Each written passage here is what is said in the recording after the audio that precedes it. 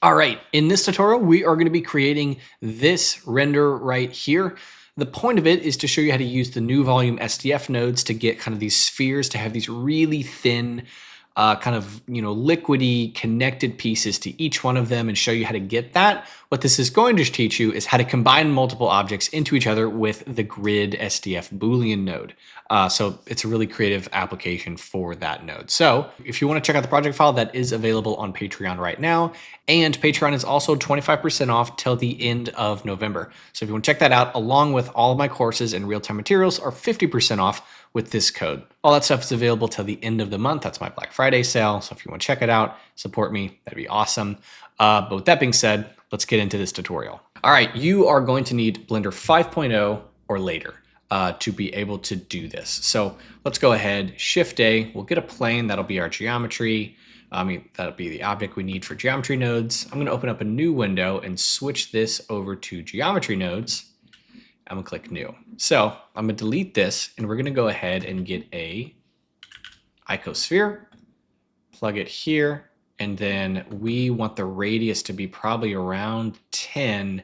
This is going to greatly affect the density of the volume. So you do want big objects. I mean, not super big, but you don't want them to be the default tiny because it's not going to look good and you're going to be fighting low poly geometry. I'm going to give myself 2 subdivisions.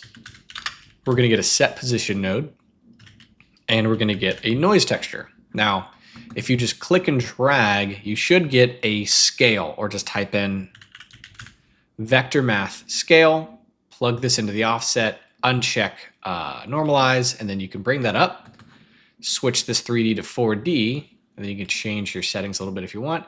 And now we can move some things around.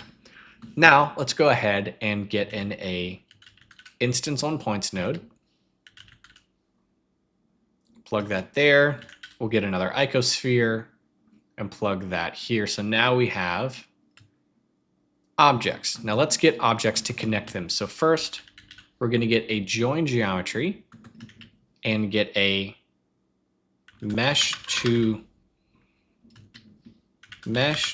curve node and plug set position into that, plug this here, and now you're going to get all of these connected pieces.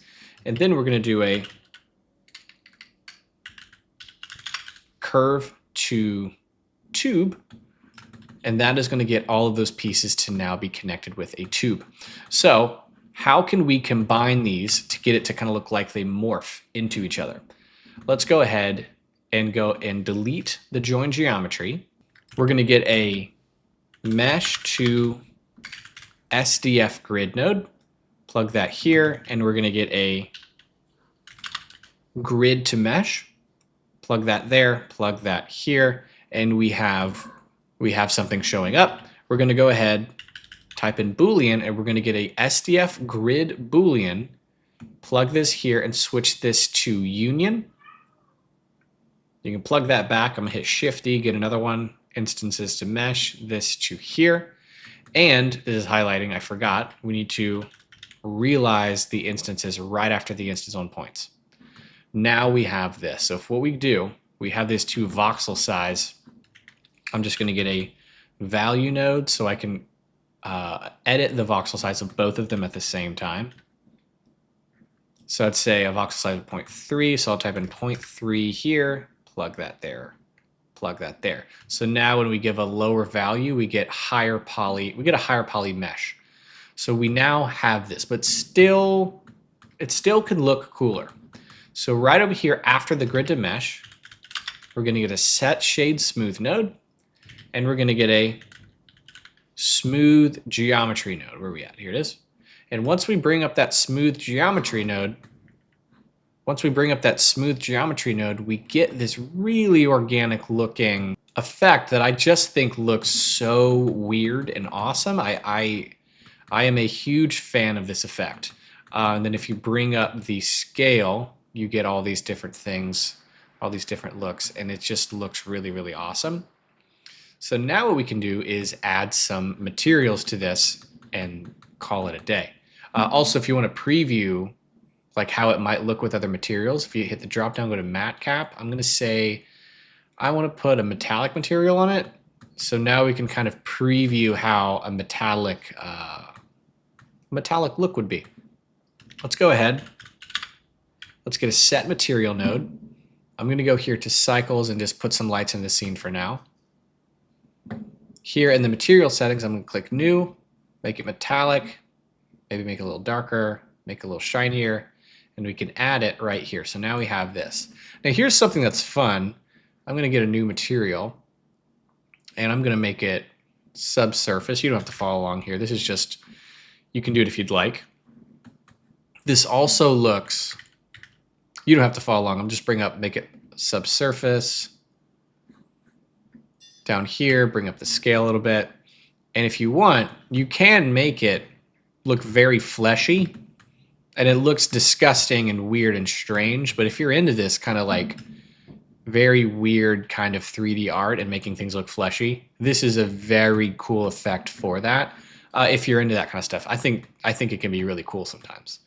Okay, now all we have left to do is to light this and say that we're done. Now also, if you want to animate it, it is animated over here through the W, so you can check it out. I'm not animating mine simply because I'm kind of rushed today, but if you've seen a ton of my tutorials, you can loop the W, you can just simply add keyframes, and that is how you add animation to this. It looks really cool animated. But anyway, let's go ahead and add some lighting to this so we can be done. So first, let's get a camera, and I'm gonna pick a cool camera view if it'll let me. All right, so what we'll do is just pick a camera angle that you might think is cool. Really, you can rotate it once we get going. So I'm gonna get a camera, Control Alt 0, snap it to view, and then maybe zoom it in a little bit. This will look pretty cool. So let's go ahead and add some lighting and some volume to this. So first off, let's get a light. Let's get something that looks really cool. So I'll bring it up pretty high. I'll scale it up. And then let's just go ahead and get a render region while we're here. Give it a power of like 500. Make it a disk. Bring the spread in a little bit. Bring the world brightness to black. And then volume to a principled volume, and then just give it a little bit, and then now we can go back to our light and fine tune this look. So I'm going to make it even brighter. We can move this guy around until we have something cool. I'll say even if we move this more like that into the light, we'll have opportunity for some cool things.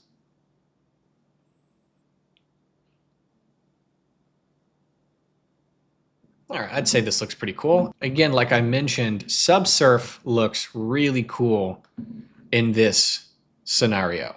So if you get something like this, make it look really weird and fleshy, it's cool. I mean, it looks definitely gross, but in a very, very cool CG kind of way.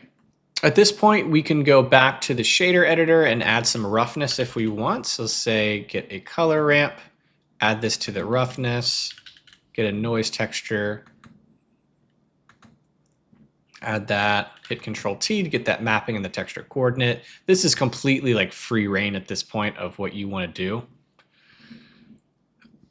Detail of 12, bring that up. Let's get another one of these to kind of stack that roughness and bring the size down, and then you can bring these things in and you get something pretty cool pretty quick. Say bring this down a little bit. Bring this color up. And like I said, all kind of completely free reign, what you think might be cool, what you want to do. And that's pretty much it. That's how you create this really cool effect, and you can style it however you want. This is the final result for my render today. Again, there's a lot of just cool things that you can do with this technique. You can definitely like fly a camera through this and make it look like a weird world. A lot of cool things. There you guys go. I hope you learned something. Hope you enjoyed it. Hope you use this for something really cool. Like I mentioned, the project file is available on Patreon right now. So if you can check that out, and you can join annually for 25% off till the end of the month. And all my other stuff is 50% off. So if you want to check all that out, you can. With that being said, I'll see you guys in the next one.